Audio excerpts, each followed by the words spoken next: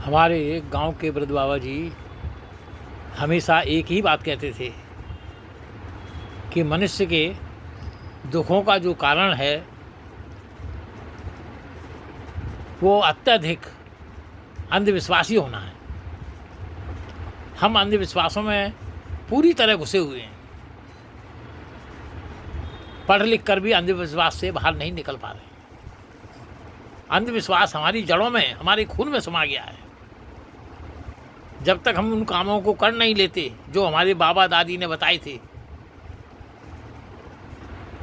तब तक मन को चैन नहीं पड़ता। इतने अंधविश्वासी हो गए हैं कि अगर हम अंधविश्वास छोड़ दें तो मनुष्य आज से ही सुखी हो जाएगा। आज से ही सुखी हो जाएगा मनुष्य। उन अंधविश्वासों को ना कर पाने पर कई बार हम लोग इतने चिंतित हो जाते हैं, इतने दुखी हो जाते हैं कि अगर ये काम नहीं करा, ये रिचुअल नहीं करी, इसको नहीं माना, उस देवी को नहीं पूजा, उस देवता को नहीं पूजा, अरे शनि बाजार तो रह ही गया, अरे मंगल को गलती हो गई, अंडा खा लिया। ऐसे बहुत सारे शादी ब्याह में देखो कितने रीति रिवाज हैं। एक रीति रिवाज, दो रीति रिवाज, तीन रिवाज, गिनती नहीं है। लड़की वालों का अलग रीति रिवाज, लड़कों वालों का अलग अलग रीति रिवाज। फिर 7 फेरे,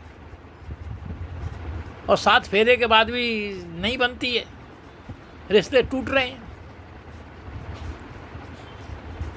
पंडित जी कसम खिलाते हैं, पहले फेरे में एक वचन, दूसरे फेरे में दूसरा वचन, तीसरे फेरे में तीसरा वचन, चौथे फेरे में 7 वचन, फिर भी रिश्ते टूट रहे हैं, शादियां नहीं चल रही हैं। पंडित जी कहते हैं मॉडर्न बच्चे हैं, शादी कहाँ चलेगी।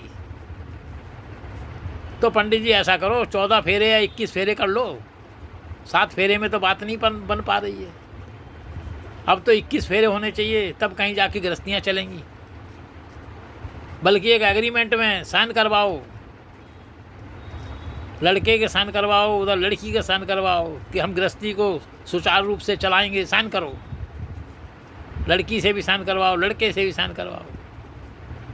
तो हमारे बुजुर्ग क्या बोलते हैं, अरे फलाना रीति रिवाज करना भूल गए थे, इसलिए ये गड़बड़ हो गई, इसीलिए रिश्ता टूट गया।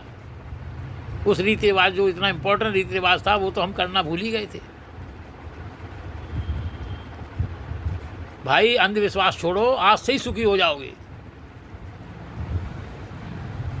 आपने तो अपनी पढ़ाई को ताक पे रख दिया है।